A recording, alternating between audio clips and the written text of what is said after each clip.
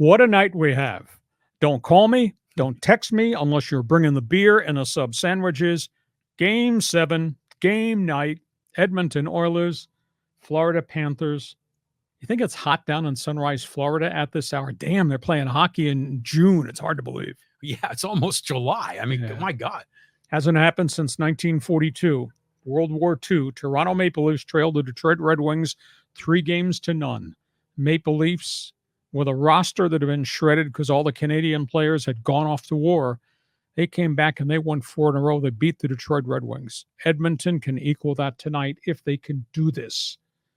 The Oilers trailed 3-0. They've ripped off 3 wins in a row. They are inside the Panthers' head.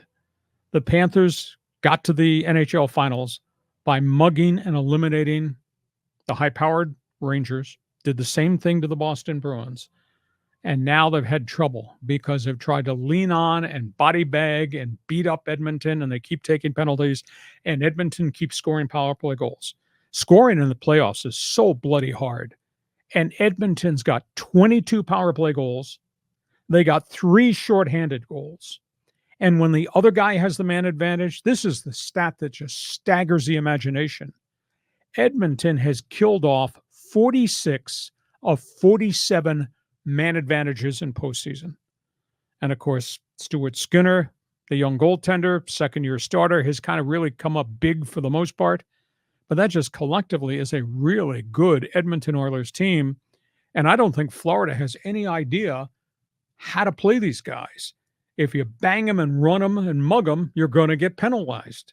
And your guys are in the box and they'll score goals. 22 power play goals in the playoffs.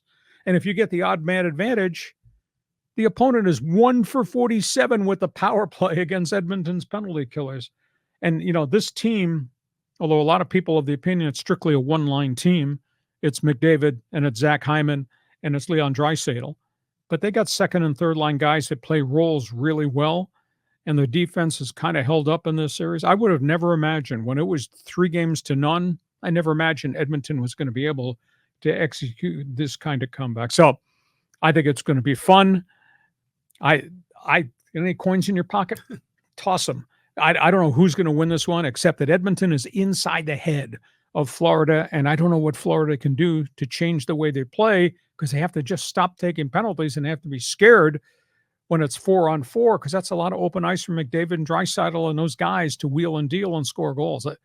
I think what a great night in hockey. And like I said, it hasn't happened since 1942 when Fido was a pup. And John Riley says, well, first of all, you can't flip a coin here. You have to make a call. You know, pick 'em, pal. Who do you think is going to win tonight? My heart says, because it's their game, as Don Cherry on Hockey Night in Canada used to say, we invented the damn game. Oh, Canada. I'll root for the Oilers. I'd love to see the Oilers do it. God, Gretzky and Messier and Grant Fuhr and Paul Coffey and Yari Curry.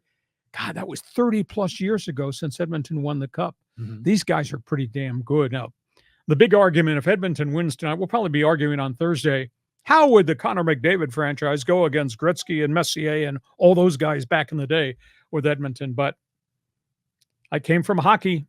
They invented the game. I'm rooting for Canada to win it. I'm going to be fascinated to see what Florida does. Well, Florida fan has just got to be, you know, on the edge of their seat going crazy.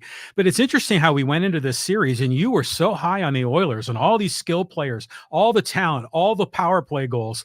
And then they laid an egg for those first 3 games. We thought it could have been over in 4. It could have been a sweep. And now here we are, game 7. Just absolutely amazing. So will you pay off the bets?